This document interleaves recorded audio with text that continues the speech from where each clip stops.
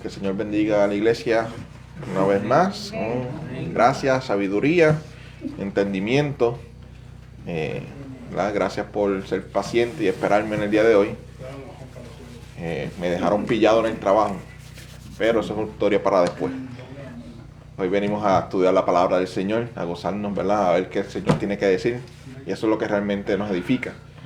Como dijo el pastor hace unos minutos atrás, la edificación está estrechamente ligada al entendimiento, a lo que nosotros hemos comprendido sobre Dios y su voluntad. ¿Ven? Eso tiene que ver la edificación, esa madurez que adquirimos como cristianos. Nos movemos de nuestra etapa de bebé, de neófito, a la madurez espiritual, ¿verdad? Para poder servirle mejor al Señor y poder ser de ayuda a los hermanos. Aunque entre menos ignorantes seamos en algún tópico, más de utilidad podemos ser. Y resumiendo a forma de relámpago, como bien sabemos, estamos en la segunda parte del estudio del emocionalismo, siendo la primera aquella que afectaba el orden del culto. Ahora estamos estudiando cómo el emocionalismo nos afecta a nosotros en nuestra vida personal. Sabemos que el problema mayor del emocionalismo no es que tengamos emociones, sino es cuando las emociones se salen de control y ofendemos, ¿verdad? Ofendemos, nos salimos de orden y caemos en riesgos de desobedecer al Señor, de negligir, de ofender al hermano, de hacer un montón de otras cosas que vamos a estar viendo a continuación. Pero no solamente identificamos lo que está mal, sino también identificamos por la palabra aquellas cosas que no son útiles para no caer en eso, ¿verdad? Que a veces yo escucho por ahí personas que señalan, y está bien, está mal, pero ¿qué hago? ¿Qué hago al respecto, verdad? Y es importante que no solamente señalemos lo que está mal, sino que proveamos alguna herramienta para entonces hacer lo correcto, ¿no? Y discutimos sobre el enojo, cómo el enojo es un precedente o una luz amarilla de advertencia para que no caigamos en lo que es la ira. El enojo lo podemos sentir o resentir, pero la ira se manifiesta. Y se manifiesta, como decía el pasaje que estamos leyendo, muchas veces en griterías, ¿verdad? En amarguras, en ofender, en muchas otras cosas. Y vimos cómo el enojo y la ira, curiosamente, tiene algo en común con la tristeza. Y ambas tenían que ver con la percepción de las cosas, ¿verdad? Cómo nosotros percibimos las cosas. Y ponemos un ejemplo, hermano. Y escuchen bien esto. Si a usted se le vaciara todos sus ahorros, todos los ahorros de su vida, en un instante, muy probable que usted no se sienta triste ni enojado. Escúcheme bien. ¿Por qué? Porque usted aún no se ha enterado que eso pasó. ¿Ven cómo realmente es que el evento en sí mismo no es que causa tristeza, enojo e ira? Es lo que tú piensas. Pues perdí todo. Y entonces empiezas a atribuir significados y empiezas a pensar en consecuencias y un sinnúmero de otras cosas. Pero todo tiene que ver con esto, hermano, ¿verdad? Por eso es tan importante, como dice la palabra, que tenemos que renovar nuestra mente. Porque la mente es como una esponja que constantemente está absorbiendo bombardeos de, como dice el pastor, de este mundo. Y este mundo, ¿qué es lo que nos ofrece? Que nos afanemos por las cosas. Que todo es comercial, que todo tiene que ser afanarse y gastar dinero en todo lo que ni conviene y tienes que tener esto y tienes que tener lo otro. Y el mundo se desenfoca.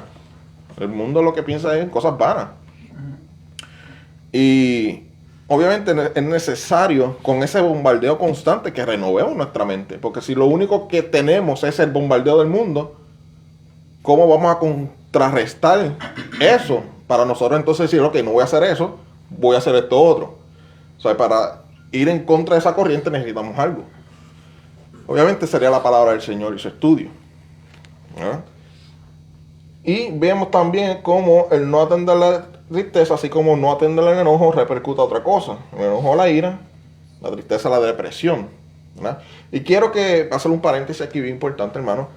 Y quiero que entiendan que lo que discutimos aquí también se puede ver desde el punto de vista clínico, ¿verdad? Es como, por ejemplo, hay personas que por más que se cuiden, tienen diabetes, tienen cáncer. Entonces nosotros no vamos a juzgarlo. Pues eso te pasa por irresponsable, jamás y nunca, ¿verdad? Hay factores genéticos, hay muchas otras cosas que van fuera del control de uno. Ahora bien, eso no significa que una persona que esté saludable no pueda tomar medidas que a lo mejor lo puedan prevenir. Pues algo similar pasa mayormente con la tristeza y la depresión, ¿verdad? Esto puede llegar a ser un problema clínico, ¿verdad? Puede ser traumas de la niñez y otras cosas, pero de lo que estamos hablando aquí es de las cosas que sí podemos hacer al respecto, ¿verdad? Si la persona necesita medicamentos o terapia, eso es un tema aparte, eso es algo clínico. Igual que, ¿verdad? La depresión, hay personas que tienen desbalances químicos, hormonales y pasan por una depresión. Las damas cuando están de parto, muchas pasan por una depresión postparto. Eso es fuera del control de la persona, ¿no? Sin embargo, nuevamente no significa que hayan cosas que uno pueda hacer, ¿verdad? No juzgamos a la persona, pero si podemos tener unas herramientas, vamos a utilizarlas, ¿verdad? Ya que hay que pasar por ciertas cosas, vamos a pasarlas menos problemáticamente. Y son estas dos cosas que, desatendidas, hermano, nos pudieran hacer caer en un hábito, en un estilo de vida que nos llevarían a una vida de doble ánimo, ¿verdad? Y vamos a hacer una grafiquita aquí.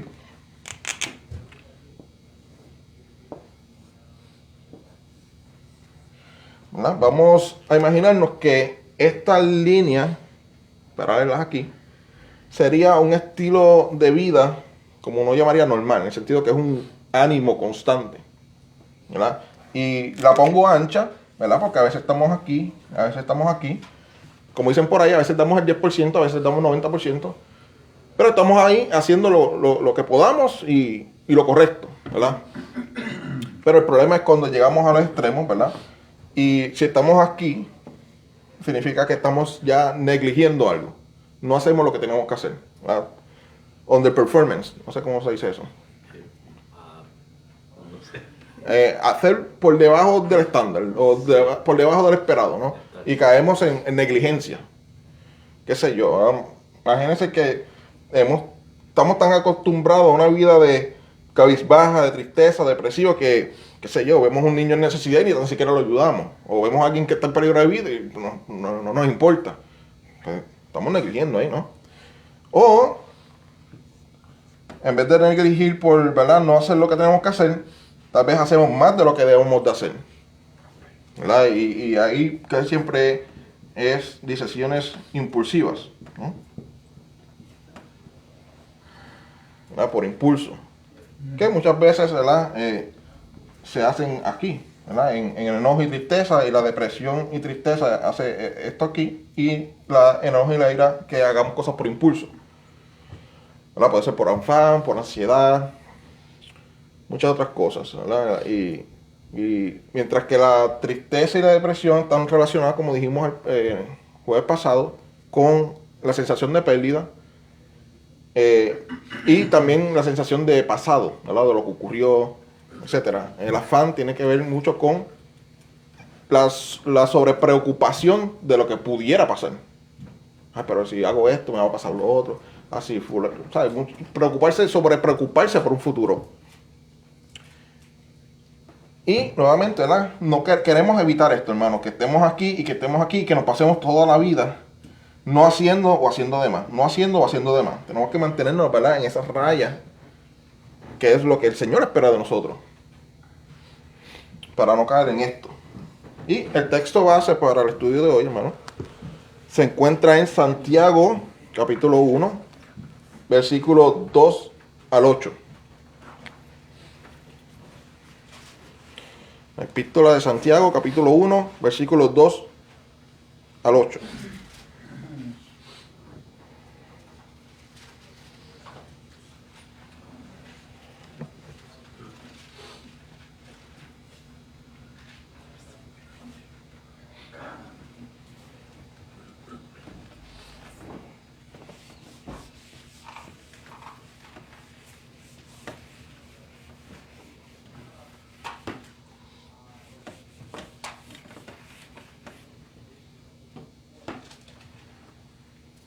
Ok. ¿Todos están ahí? Voy a compartir el video de una vez.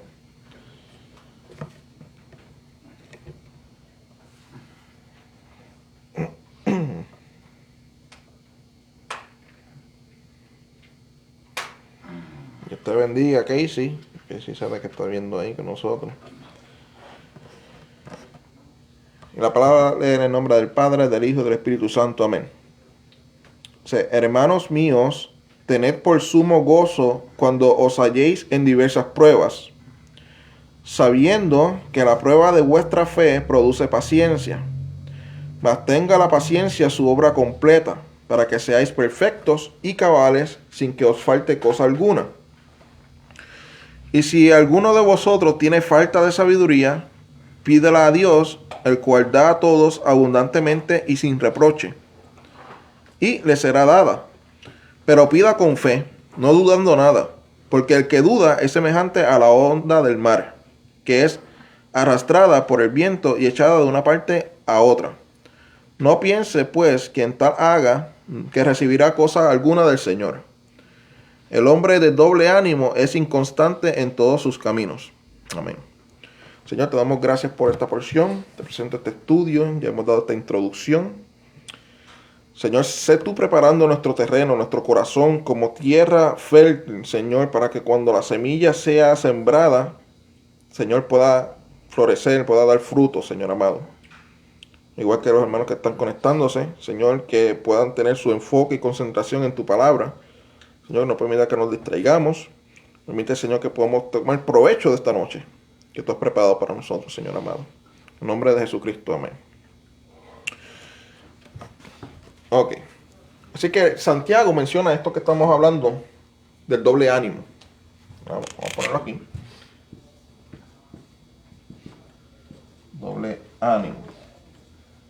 Pero algo curioso es que él menciona una serie de cosas o conceptos bien importantes antes de llegar a esa conclusión que dice que el hombre de doble ánimo, ¿verdad?, es inconstante en todos sus caminos. Que él menciona desde el versículo 2 hasta llegar ahí. ¿Qué mencionan? Vamos a ver.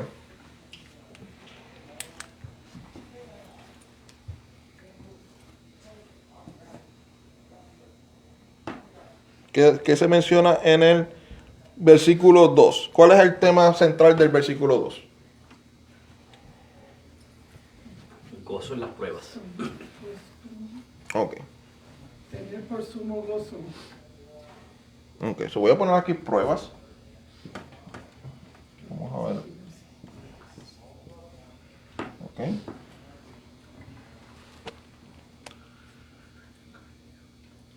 ¿Cuál es el tema del versículo 3? Paciencia. Paciencia.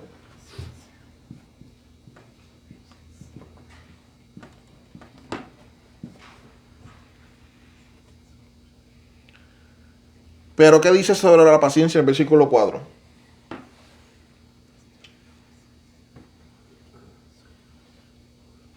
Bueno, habla el versículo 4, una parte que nos corresponde hacer a nosotros y el resultado si hacemos esa parte. Ok. Que sería que la paciencia tenga su obra completa. Ok.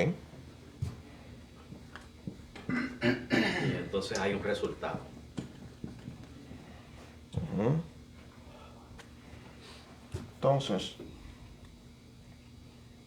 por esto aquí.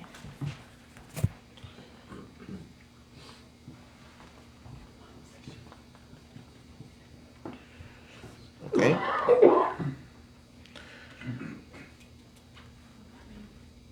Ahora, el 5, ¿qué pasó ahí? ¿Qué se nos habla del 5? Falta de sabiduría. Ok. El 6. Fe. Fe. Habla de fe y de duda. Y el 7, que no literalmente, pero ¿qué significa el 7? Que no vamos a qué. que no hacer todo esto va a repercutir en qué? En no recibir nada. No recibir. Y en el 8 llegamos, ¿verdad? Al tema, que sería el doble ánimo. Ahora aquí. Ok. ¿Cuáles son las cosas, hermanos, ¿verdad? No necesariamente tienen que ver aquí, pero ¿cuáles son las cosas que ustedes creen que pudieran contribuir a un cambio de ánimo en una persona?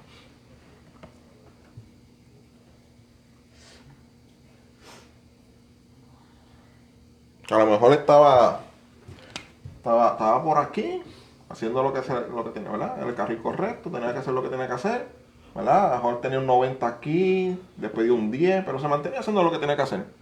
¿Qué eventos pueden hacer que haga esto? No estamos hablando de percepción, estamos hablando de eventos.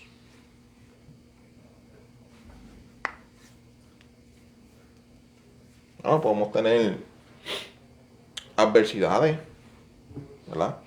Es lo primero que yo creo que nos vendrían a la mente. ¿Por qué alguien cambiaría súbitamente? De momento estaba haciendo lo correcto, de momento se quebrantó, empezó a actuar de una manera extraña, se salió de carril, como uno dice.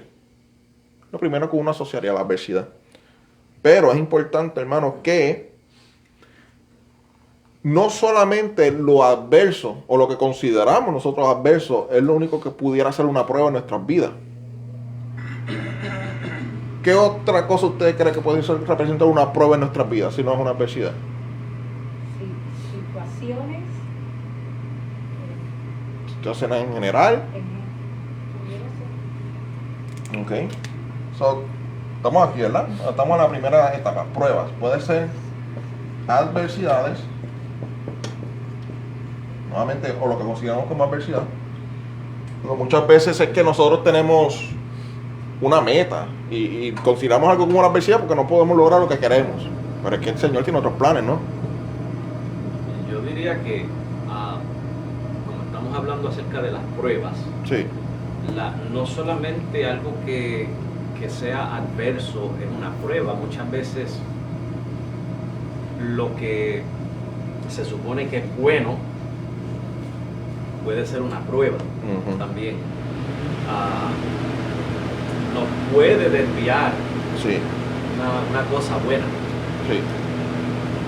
Sí, exacto. Y ahí, exacto. So, no solamente lo que consideramos adverso, sino lo que pudimos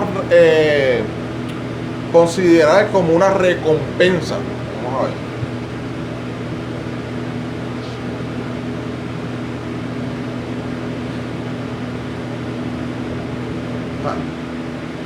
¿Verdad?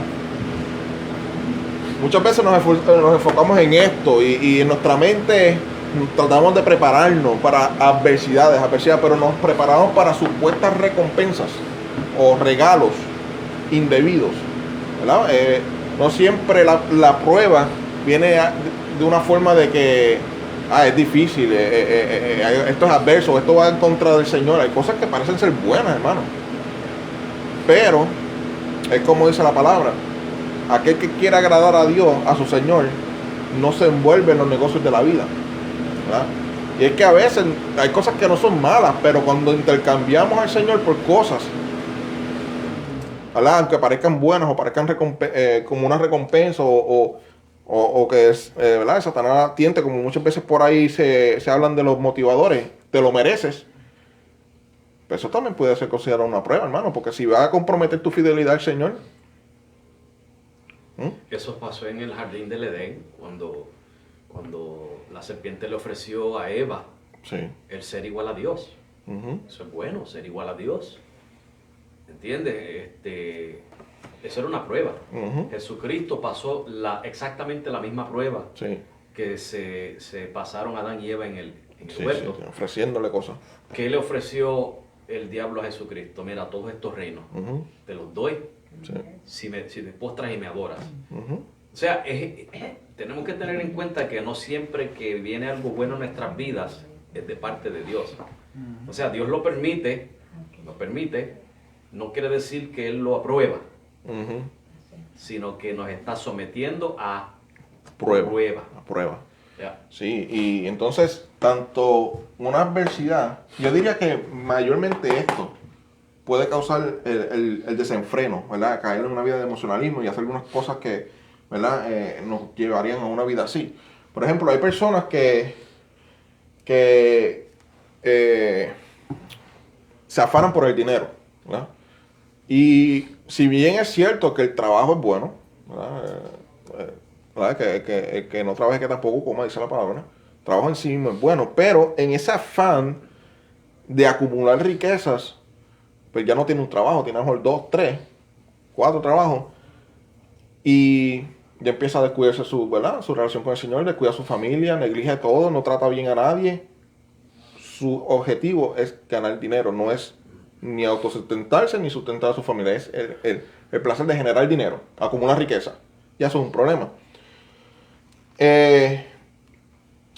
Y una vez tengan el dinero, pues caer en un estado de euforia, gastar, comprar cosas que no convienen y esto. Después viene el arrepentimiento, después viene una vida miserable, depresivo. Después, ¿qué hice? Perdí mi familia, me perdí yo mismo, o sea, yo no sé ni dónde estoy. Y cuando digo perderme, en el sentido de que, ¿verdad? No, te desenfocaste. Sí, que el camino que llevaba primero. Sí, exacto. Todo empezó, ¿verdad? Nuevamente, como dice la Biblia, tu primer trabajo inicialmente, adquirirte en dinero para eso, para sustentar tu familia, para comer, para tener una casa, para cubrir tus necesidades, ¿no? Y después tener sus ahorros, ¿verdad? En caso de emergencia. Pero hay un refrán que es judío, pero es interesante, ¿verdad? Vamos a ver. Dice que si tú estás ahorrando dinero con un fin, es eso, ahorro. Si estás ahorrando dinero sin un fin, es avaricia. No sé, ¿verdad? Es interesante. Explíquese otra vez. Ok, si estás ahorrando dinero, tú tienes una cuenta de cheque, estás metiéndole una cuenta de ahorro y estás metiéndole dinero ahí. Si tú tienes un fin para hacer eso, pues tú estás ahorrando. Una meta, que tenga un propósito. Un propósito. Sí. Si tú estás metiendo dinero en un bolso por hacerlo, pues entonces es avaricia. Sí, si no tiene un propósito y lo que quiere es tener el dinero. Tener dinero. Y seguir acumulando más. Sí, porque yo puedo... No tiene la intención de comprarse una casa o... Exacto. O qué sé yo, hacerse alguna cirugía que necesite para... O para pagar los estudios de su hijo. O un fondo de emergencia nuevamente. Porque, por ejemplo, si usted sabe que usted tiene una casa y usted come tanto, en su casa consume tanto de comida, pues... proporcionalmente usted va a tener unos ahorros, por si acaso usted pierde el trabajo, pues usted puede mantenerlo, ¿verdad? Es proporcional. Si usted tiene desmedidamente, así porque sí, estás acumulando riqueza, lo que dijo Jesús, ¿verdad? No acumules riqueza aquí en la tierra, sino, ¿verdad? Tesoros en los cielos. Y ven como la línea es finita, hermano, ¿verdad? No es, nuevamente, ¿verdad? Yo creo que estamos entendidos, no es que sea malo ahorrar, al contrario, ¿verdad? Si ahorramos sabiamente, nuevamente con un propósito, pues estamos siendo sabios, ¿verdad? Especialmente como dice la parábola del, ¿cómo es que dice? El rey, ¿qué? El sensato era. El rey que comenzó a edificar. El rico insensato que quiso construir graneros y para acumular más. Sí, está ese. Y después dijo, el alma vino. Alma, necio, hoy vienen a buscar tu alma. Pero también está el otro que es creo que era un rey, que empezó a construir sin hacer presupuesto. Sí, la parábola de que ninguno que va a construir, pues lo hace sin antes calcular el costo, si va a tener suficiente material. O sea, hay personas que se van al extremo y dicen, no, que aquí no planificamos, no ahorramos, vamos por fe, ¿verdad? Con lo que llaman es la fe. Pero eso puede caer en un estado de gracia. Después no puedes echarle la culpa a Dios porque eso te metiste tú solo. Sí, Dios no dijo eso, Dios no dijo que hiciera las cosas por fe. Por fe. Hay que ver qué significa vivir por fe. Porque veo muchas personas que lo predican desde un púlpito. Entonces muchas personas dicen, lo está predicando en el púlpito, lo cogen como si fuese Dios mismo que está hablando.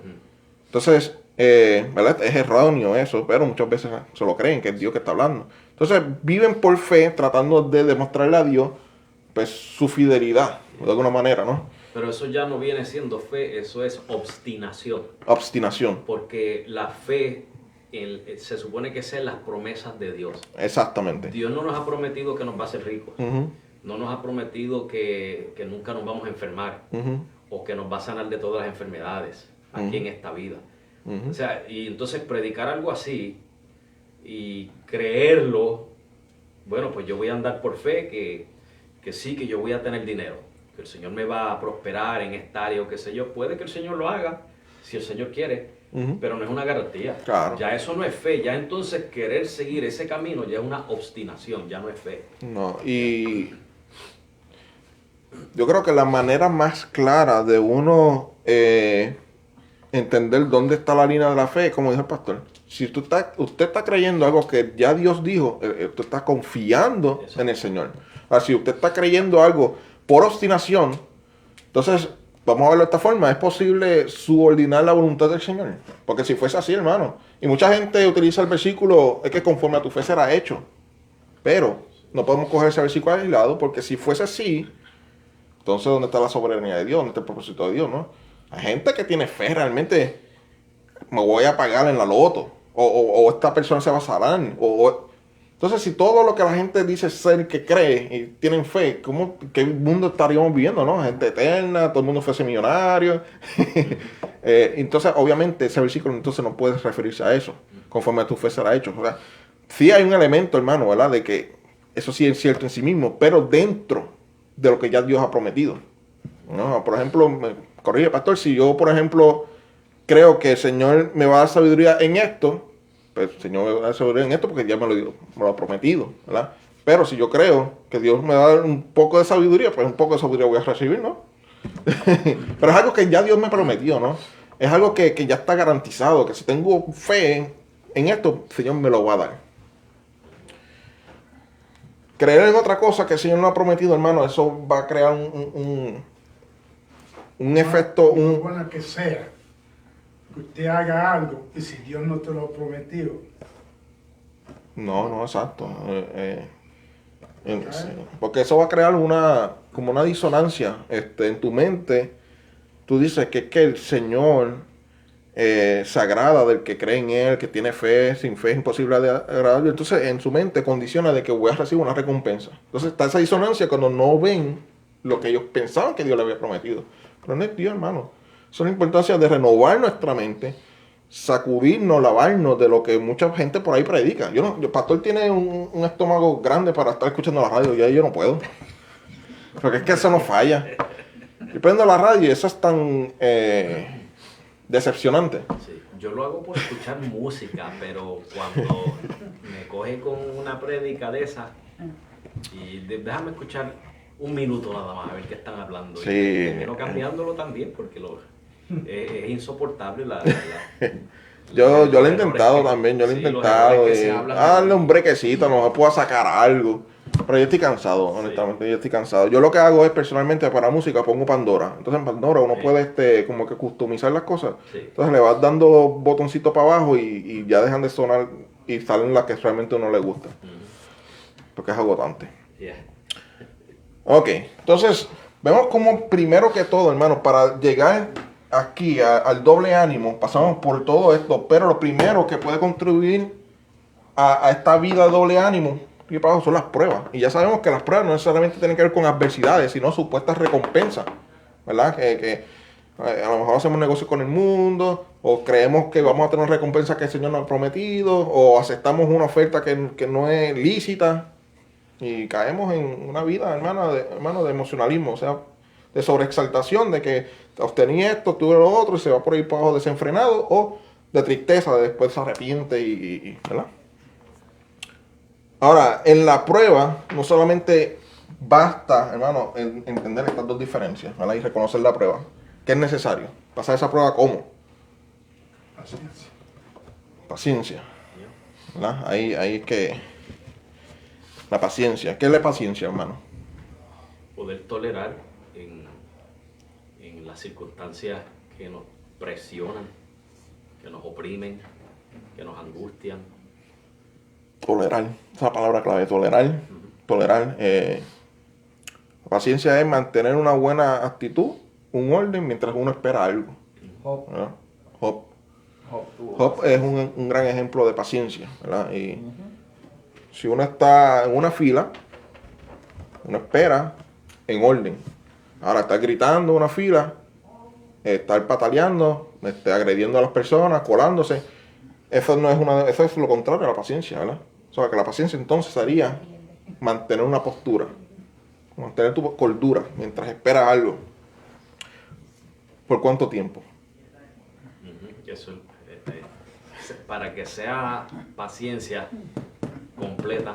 Sí, porque usted puede decir... Hasta que se culmine la prueba. Porque usted puede decir... usted puede decir, no, yo tuve paciencia, pero me llegué al límite. Pero entonces no tuvo su paciencia realmente, porque si rompió algún punto, pues no lo tuvo completa. ¿Verdad? La paciencia es que llegue con cordura y orden hasta el final. Porque si esperó 40 minutos y era 41 minutos a lo que la atendían, en ese minuto usted hizo y deshizo y lo demandaron y hasta se lo llevaron preso, pero no tuvo paciencia. ¿No? So, es necesario, hermano, que la paciencia sea completa. ¿Verdad? So, movimos de aquí, movemos aquí, estamos aquí. Es como, perdón, Sí. hay muchas, ¿cómo se llama? Drivers que están esperando en la luz y están esperando bastante tiempo. Y se pierden la paciencia ahí y se van y el policía detrás. El policía no va a decir, ay, es que esperaste 2 minutos y, hermano, no, pues, su paciencia no fue completa, ¿verdad? Esa es la importancia de ser un... Y ellos le mandan el ticket de 500. Y está subiendo. No, ni mencione eso. Ejercitamos nuestra paciencia completa en las pruebas, hermano. ¿Para qué? Para que seáis perfectos y cabales, sin que os falte cosa alguna. ¿Qué es ser perfecto? Ser justo. Ok. Si yo digo, este púlpito es perfecto, ¿qué significa? Que tiene todo lo que necesita para cumplir con su función. Ahí está. La gente dice, no, pero es que nadie es perfecto. Yo entiendo en el sentido de que no hay justo ni uno que, ¿verdad? A la perfección. A la perfección en ese sentido. Pero, sin embargo, Jesús es una demanda del Señor, que seamos perfectos. Entonces, no puede ser entonces que no tengamos pecado alguno. Porque... Ahí caería, según Timoteo 3:17, cuando en el versículo 16 habla de que toda la escritura es inspirada por Dios para corregir, enseñar, etcétera. Dice, para que el hombre de Dios sea perfecto, y después añade, enteramente preparado para toda buena obra. No está diciendo que sea sin defectos, porque siempre el ser humano... Sí. No, y esto tiene rayas. O sea, cuando estemos glorificados, el Señor, todo va a ser literalmente perfecto en el sentido como nosotros usualmente lo asociamos. Sí. Pero esto tiene rayas, esto está despintado por aquí, qué sé yo. Sería entonces que estemos enteramente preparados para lo que el Señor nos quiere. Y es necesario esto, ¿verdad? No llegamos a esa perfección, aunque el versículo pasado que el pastor menciona, te dice el kit que uno necesita para ser perfecto, pero tampoco llegamos a esa perfección sin paciencia, ¿verdad? Porque no podemos hacer buenas obras si a mitad hacemos la mitad buena y lo dañamos después por impaciente. Por ejemplo, hay gente que me han dicho, nadie es perfecto. Yo le digo a ellos, sí, nadie es perfecto, pero tú sabes lo bueno y lo malo. Y si hiciste lo malo, pues... Claro, y no podemos recostar. Mucha gente se recuesta de eso. No hay nadie bueno, todo el mundo es imperfecto, para continuar en ese underperformance aquí. Bueno, no hay nadie perfecto, pues voy a estar siempre aquí y nunca mejoran y nunca maduran y siempre son bebés. Porque lo tienen como un pretexto para quedarse donde están. Hay una diferencia entre eso y uno decir, bueno, nadie es perfecto, pero en el sentido de reconocer mi falta. Claro. No de excusarla, reconocerla para entonces proceder a lo que tengo que hacer para salir de esa imperfección. O, vamos a ponerlo de esta manera, para avanzar hacia adelante mejorando en mis imperfecciones hacia la perfección. Sí. Y es que la gente dice, pero es que nunca voy a llegar, pero es que la voluntad de Dios es que corramos hacia la perfección. Ya ahí no podemos hacer más nada, vamos entonces a procurar. El Pablo mismo lo dijo, con visiones, revelaciones, inspiraciones y dones y milagros y yo ni tan siquiera yo lo he alcanzado ya. Pero prosigo, ¿verdad? Prosigo. Sigo corriendo. Y eso es lo que tenemos que tener en mente, hermano. No se trata de que si la vamos a lograr, no la vamos a lograr. Bueno, en Cristo vamos a perseverar, eso sí lo tenemos seguro. Porque es Cristo, por Él que perseveramos. ¿Verdad? No depende de nosotros en ese sentido. Pero sí queda de nosotros, hermano, en reconocer, como dijo el pastor. Como el rey David, conforme al corazón de Dios. Conforme al corazón de Dios, pero no fue hasta que él reconoció que no pudo proseguir. ¿Verdad? Mientras tanto, estaba añadiendo pecado sobre pecado, tratando de encubrir su falta inicial. Hasta que fue confrontado, ¿verdad? Y reconoció. No, vamos a reconocerlo, entonces prosigamos. Ok. Llegamos aquí, llegamos a ser perfectos, hermano. ¿Verdad? Sabemos que es a través de la palabra. Porque la palabra, no hay forma nosotros, hermanos, que por nuestra naturaleza, por nuestro esfuerzo, por nuestra filosofía, por nuestra experiencia de vida, entendamos cómo hacer algo bueno, porque es que somos malos. O sea, dependemos de la palabra entonces. Palabra y mantener una buena actitud mientras esperamos. Y ahí podemos ser perfectos. Ahora, con nuestra perfección, o sea, con las cosas que nos componen a nosotros para realizar una obra, ¿verdad? Este púlpito tiene todas las herramientas para ser un púlpito, ¿verdad? Para poder sostener esto. Tenemos esas herramientas, ya leemos la palabra, tenemos eso nosotros, ya fuimos sellados por el Espíritu Santo, eso nadie los quita. Tenemos las herramientas, somos perfectos en ese sentido, hermano. ¿Y ahora qué? ¿Verdad? Lo hace por default, como uno dice. Pero nosotros no hacemos las cosas automáticamente. Sabiduría. Necesitamos sabiduría, necesitamos saber cómo vamos a emplear y utilizar las herramientas que Dios ya nos ha dado. ¿Verdad? ¿Qué es la sabiduría? Esa habilidad de poder poner en práctica de manera efectiva el entendimiento, el conocimiento que hemos adquirido. No es meramente ser inteligente. Exactamente. Ese es el de tomar esa inteligencia y utilizarla efectivamente. En este caso sería para la gloria de Dios, para agradar al Señor, ¿verdad? No meramente un sabio por ser sabio, sino poder ser prudente en nuestro conocimiento, haciendo la voluntad del Señor. La inteligencia se mide en base a la cantidad de entendimiento y conocimiento que una persona pueda tener, ¿verdad? Por ahí te pueden hacer una prueba de IQ y qué sé yo, pero a la hora de la verdad, hermano, cuando hacen ese tipo de pruebas, no toman en consideración que a lo mejor esta persona se expuso a tal evento que le permitió adquirir un conocimiento y esto no. A lo mejor si esta persona hubiese tenido esa experiencia antes, hubiese tenido el mismo puntaje de inteligencia que esta persona. Todo se basa en experiencia y conocimiento. Inteligencia. Eso se puede utilizar como un ejemplo de un carpintero. Dos personas, ambos pueden ser buenos en matemáticas, pero el hecho de que uno de ellos sepa mucha matemática no lo hace carpintero. O si trata la carpintería, no necesariamente va a ser sabio la carpintería, mientras que el otro sí. Exactamente. Los dos tuvieron el conocimiento, pero no todos tuvieron el mismo tipo de sabiduría. ¿Verdad? Y por más que nosotros entendamos cómo nosotros técnicamente, ¿verdad? En teoría, sepamos cómo hacer las cosas, ¿verdad? Con la sabiduría, ya estamos aquí, sabiduría, se requiere fe, hermano, ¿verdad? Se requiere fe y la confianza en el Señor, porque hay personas, hermanos, que ahora sin fe es imposible agradar a Dios, y hay personas que saben hacer cosas, ¿verdad? Allí en el mundo, y tienen unos dones increíbles, pero no solamente están agradando a Dios, ¿verdad? Y es necesario entender que si hemos llegado hasta aquí es por el Señor, ¿verdad? Porque si no tenemos esa fe, no podemos agradar al Señor, jamás y nunca, ¿verdad?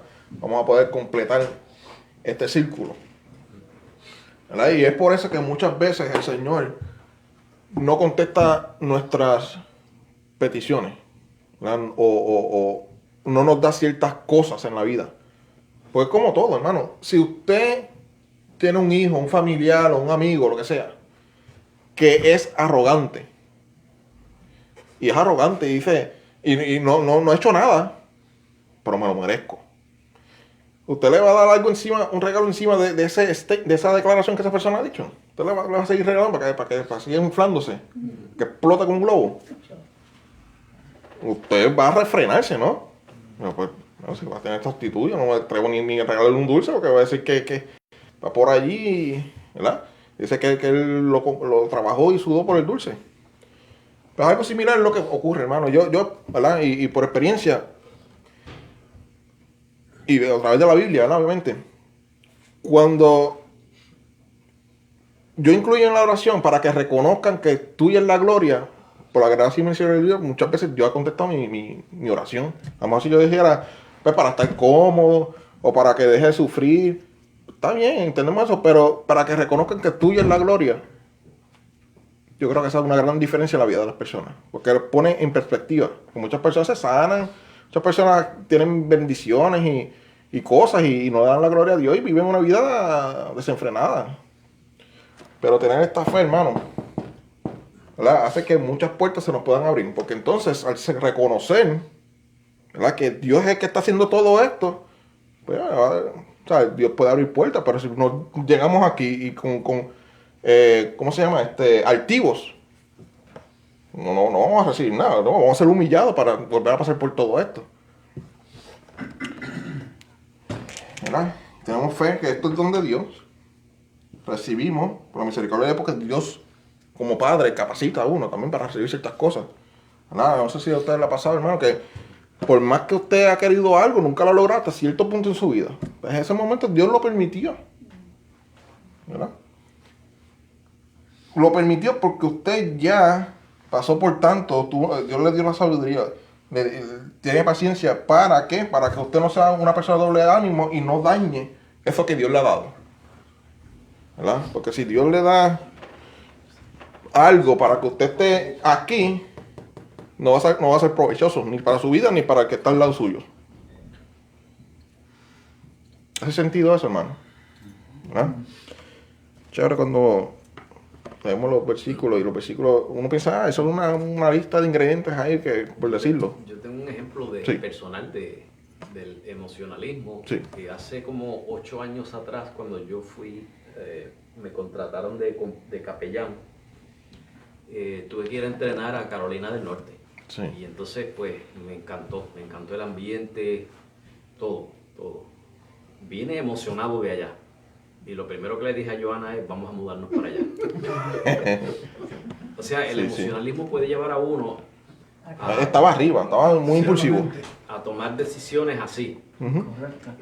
Sin pedir la sabiduría primero. Sí. Ya yo le había dicho a Joana, sin pedir sabiduría. No había paciencia, porque eso tenía. Vamos a ver ahora. Exacto. Pero luego caí en sí y dije, vamos a esperar vamos a esperar que me bajen las emociones para poder pensar con claridad. Me tomó 2 meses. Sí. 2 meses en que se me fuera ese afán, ese entusiasmo. Y entonces cuando caía mi normalidad, que yo reconozco cómo yo soy diariamente, me puse a calcular con mi mente. Espérate, mira, aquí hay esto y esto, allá va a estar esto, pero estos son los contras. O sea, pensé cuerdamente, sobriamente, y decidimos, no, vamos a quedarnos aquí. ¿Entiendes? Si me hubiera ido así de repente, no sé qué. No, por ahí estuviese con frío en la calle, así, pidiendo limosna o algo. ¿Sabe qué trabajo tuviera? Si me fuera bien, si no me fuera bien. Si pudiera encontrar una iglesia donde estuviera cómodo en el sentido de se está enseñando la palabra de Dios correctamente. ¿Entiendes? Muchas cosas que tomé en consideración cuando pude pensar con claridad. Bueno, hermano, no la manera de irse. Sí. Aquí está como. Sí, no. Si el Señor quisiera que me fuera, yo sé que me cerraría puertas. Sí, exacto. Eso ha pasado en mi vida también personalmente. Yo digo, he caído en eso de uno a veces mira para el lado y dice, esta persona con mucho menos esfuerzo logró esto, y Villa y Castilla, y mira por dónde va. Pero hay que tener cuidado, hermano, porque recuerda que no nos podemos comparar con nadie, hermano. No podemos compararnos con la voluntad del Señor. Donde yo estoy, donde el Señor quiere que yo esté. Pues entonces yo hacer lo propio, ¿no? Porque si el Señor no me quiere allá, pues ¿para qué me vale seguir viendo al que está allí si yo no voy para allá? A veces hay personas que llegan allá, pero cheating. También, lying, eso es otra cosa también. Y el emocionalismo muchas veces hace que cristianos hasta mientan con tal de obtener un beneficio. ¿Verdad? Se desesperan y no pasan por ese proceso de paciencia, sabiduría, etcétera. Meten a la política.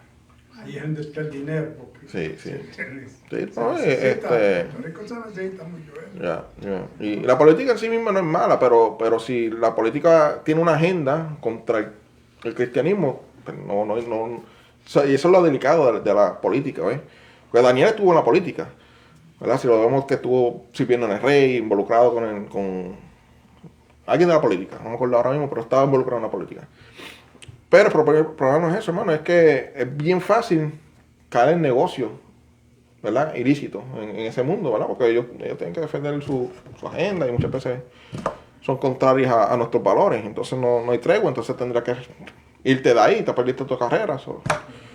Pero, bueno, voy a poner una conclusión. No significa que nunca jamás en mi vida voy a hablar del emocionalismo, pero voy a dar una conclusión con esta parte 7 sobre el emocionalismo, ¿verdad? Y básicamente podemos resumir esto, las dos partes, tanto en el culto como en nuestra vida personal.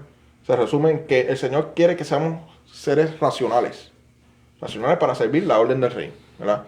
Si nosotros no somos racionales, no podemos entender con inteligencia y sabiduría cuál es la orden de Dios para nuestras vidas y no podemos servirla apropiadamente. En eso se resume todo esto que hemos discutido en 8 partes, o 7. Una pregunta aquí antes de resumir, Luis. Hermano Wilmer Andrés pregunta, ¿las emociones pueden llegar a sobrepasar la voluntad de Dios o Dios lo permite? Yo creo que está relacionado a lo que tú dijiste ahorita, que nosotros no podemos doblegar la voluntad de Dios. Claro. La pregunta que le está haciendo es que si nuestras emociones pueden pasarse de, por ejemplo, el ejemplo que yo di ahorita, si bajo el emocionalismo yo hubiera tomado la decisión de irme a Carolina del Norte. Sí. Bueno, hay que tomar en consideración que existe lo que es la voluntad permisiva de Dios, exacto, ¿verdad? Yeah. Dios puede hacer que te cocote. ¿Que era la perfecta y buena voluntad de Dios? No. Exacto, o sea que yo puedo quizás tomar ciertas decisiones contrarias a la voluntad de Dios, pero no es porque Dios no puede detenerme, es porque Dios es en la voluntad permisiva de Él. Parte de la disciplina, vamos a ponerlo así, parte de la disciplina de Dios. Él lo puede permitir, ¿entiendes? Pero no quiere decir que lo aprueba tampoco, ni que no podía impedirlo. No, claro, es que vemos el mundo, cuántos asesinatos y muchas cosas pasan en el mundo, no significa que Dios está respaldando eso. Sí, pero es buena pregunta que él hace. Sí, y lo importante de esa pregunta es que si no fuese así, pues entonces viviríamos sin como nos pareciera, porque nunca vamos a fallarle a Dios desde esa perspectiva. Sí. No, pero hay que nosotros nos corresponde, ¿verdad? Algo, un cierto compromiso. Yo considero eso como libre albedrío. El libre albedrío. El Señor te da libre albedrío para que tú escojas. Sí, tú puedes tomar decisiones. Para que tú tomes tu decisión si tú quieres o no. Diría yo. Sí, lo que pasa es que el libre albedrío mucha gente lo utiliza para otra cosa que no es. Sí, no, pero en ese sentido sí. En ese sentido sí. Nosotros como cristianos a veces, ¿verdad? No estamos completamente maduros y tomamos decisiones nosotros mismos. Y Dios lo permite, no porque sea su perfecto, pero lo permite para un proceso de disciplina. Tomamos la mejor decisión y a lo mejor hasta Dios sí, a lo mejor le hubiese dado un par de hints, como uno dice, ¿vale? El libre albedrío en este caso así, estas decisiones así, siempre están sujetos a lo que Dios decida. Claro, aún así. Si Dios quiere impedirlo, lo puede impedir. Si no quiere permitir, lo permite, ¿entiendes? Pero ahí está claro que está bien, no es que nos podemos sobrepasar la voluntad de Dios. Es que para contestar la pregunta yo me imagino que entonces sería lo que él dice, lo contrario, que solamente se va a ejecutar la perfecta voluntad ya cuando estamos en el cielo. ¿Verdad? Pero mientras estemos aquí en la tierra, ¿verdad? Somos inmaduros, Dios permite ciertas cosas. Un proceso de disciplina para que aprendamos obediencia. ¿Alguna otra pregunta? Hace tiempo no compartían por aquí, por Facebook. Sí, no, El hermano Wilmer está corriendo primera, segunda, tercera base. Él hijo. es el más que ha comentado y preguntado. Sí. Él es el catcher, el que batea. El pitcher, primera, segunda, Y la tercera audiencia base. también. Y el outfield, ya. Todo. Te bendiga, Wilmer. Ajá, gracias por su aportación y muy interesante su pregunta. Ya. Porque no sé si hay una corriente por ahí que creen eso, que eres cristiano, fíjate, si Dios lo permite, lo que Dios permite es porque así Dios lo quiere. No es así, hermano. No todo lo que Dios permite es que Dios lo aprueba. Ujú. Y cuando David y Salomón y todas estas otras personas que tenían más de una esposa, Sí. está bien, Dios lo permitió, pero no es porque Dios los mandó, no es porque Dios lo permite. Igual con el Dios divorcio lo aprobó. también, el divorcio, dijo, básicamente Jesús literalmente le dijo por cabezones, no es que yo le pedí ni lo aprobé ni nada, es que ustedes siguen y eran cabeciduros. Ujú.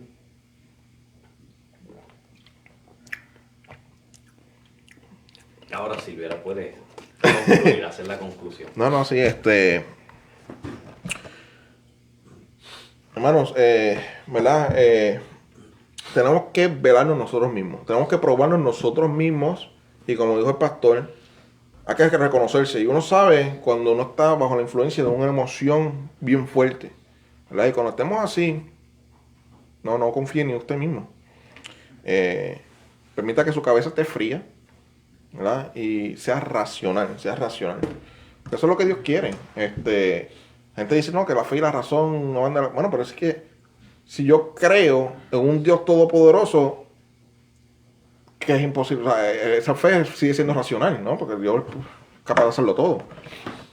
Y puede transformar a cualquiera con esa sabiduría que nosotros necesitamos, que todos necesitamos. De esa paciencia, yo lo creo, eso es fe. Y es racional porque si Dios es todopoderoso, lo puede hacer conmigo, ¿no?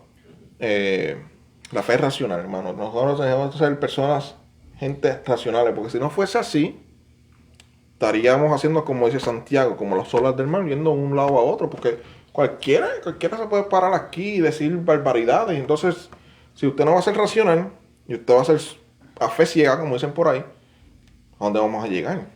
Hay personas que dicen de todo, desde dame todo tu dinero para pactar con Dios, hasta vete al monte y piérdete por allá en un retiro y no vuelva a la civilización más nunca, o espera a Cristo que viene mañana, pasado mañana, barbaridades, hermano, barbaridades. Así que no se trata de creer a ciega cualquier cosa que alguien diga desde aquí, que ser racionales, que pasarlo por el filtro. Si no pasa, no importa que digan que es Cristo.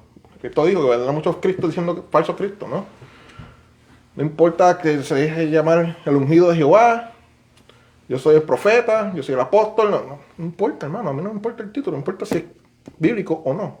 Eso fue el legado que Jesús nos dio, ¿sabes? La palabra, para que seamos perfectos. Yep. Preguntas, dudas, inquietudes. No, que claro, tiene que haber un balance entre las emociones y la razón, el raciocinio, ¿verdad? Uh-huh. Ambos extremos pues pueden causar problemas, Sí, ¿verdad? tenemos los gnósticos también por otro lado, que eso es, Sí. o sea, no creen en nada si Sí. no lo ven. La mejor comparación para eso es un río. El río necesita tener su cauce para mantenerse Ujú. en su lugar. Si el río no tiene cauce, se desborda y causa mucho daño. Uh-huh.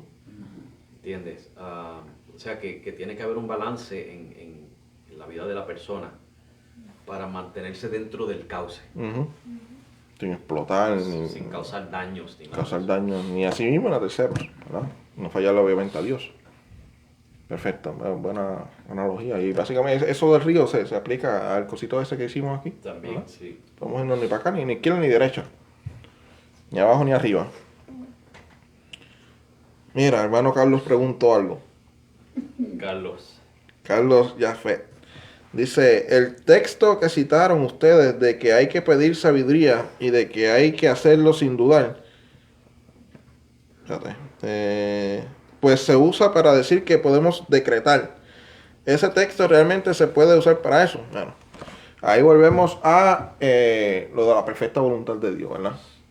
Personas pueden decir lo que quieran, de que no pueden decretar como si fuese una varita mágica, pero nunca podemos subordinar la voluntad de Dios. ¿De qué nos sirve decir yo decreto, yo piso, yo reclamo, yo clamo y no voy a aceptar un no por respuesta porque esa es mi fe? si no estamos agradando a Dios con eso, ¿verdad? Y utilizan también a Jacob, cuando luchó con el ángel, que obstinadamente luchó con el ángel y hasta que recibió lo que y se le de esto la cadera. Pero mi pregunta ¿es Jacob mi modelo o es Cristo? Que algo esté registrado aquí no significa que es un modelo a seguir. Mientras tanto, Cristo no fue como Jacob, ¿verdad? Que se haga tu voluntad, no contendió con Dios, ¿verdad? Él expuso su petición, pero que se haga tu voluntad, contrario a Jacob, ¿verdad? Así que Jacob no es un buen ejemplo a seguir, Cristo sí. Y aún Jacob no fue que él pudo más que... No, claro, pero... Lo de Jacob fue, y hay un pasaje en la Biblia, yo prediqué hace tiempo de eso, hay otro pasaje en la Biblia que explica lo que pasó ahí, que Jacob tuvo que llorar, según otro pasaje de la Biblia, tuvo que llorar.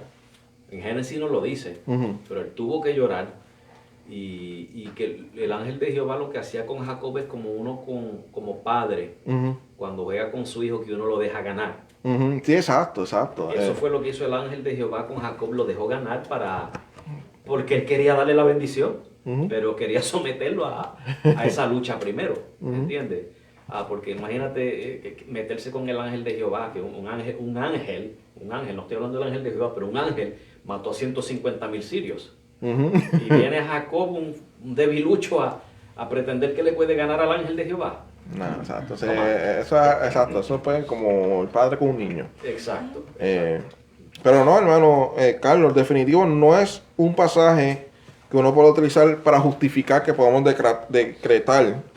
¿Verdad? No hace falta decretar, hermano, porque nuestra vida está escondida en Cristo. Yo no necesito arrebatarle nada al diablo. Yo no necesito hacer ritos y decretaciones para yo recibir algo. Yo dependo de la bendición de Dios. Si Dios me quiere dar algo, me lo va a dar. No necesito hacer conjuros ni nada raro. Eso de pedir con fe que dice ahí es estrictamente para pedir sabiduría. Sí, exacto. Lo dice ahí mismo, bien claro. No es para decretar, ni para pedir carros nuevos, ni declarar, si declaramos a fulano sano. No es para nada, es para pedir sabiduría, precisamente para eso, para la paciencia en medio de la adversidad. Y como habíamos dicho hace un tiempo atrás, son bien pocas las cosas que están garantizadas, que Dios te lo va a garantizar, porque, hola, que hermano, que Dios tiene planes con todo el mundo. O sea, si a uno lo quiere hacer pasar por una cosa, lo hace pasar, y si quiere pasar por otro, pues lo hace pasar. Pero son bien pocas las cosas que están garantizadas para el 100% de todos los creyentes. Una de ellas es sabiduría. Obviamente salvación en Cristo y sabiduría. Ahí son bien pocas las cosas que, ¿verdad? Y mencionamos el refugio, el alimento, Dios nos va a sostener, esas cosas están prometidas. Pero eso de decretar para cumplir tus sueños y tener el oro y qué sé yo, no, eso no.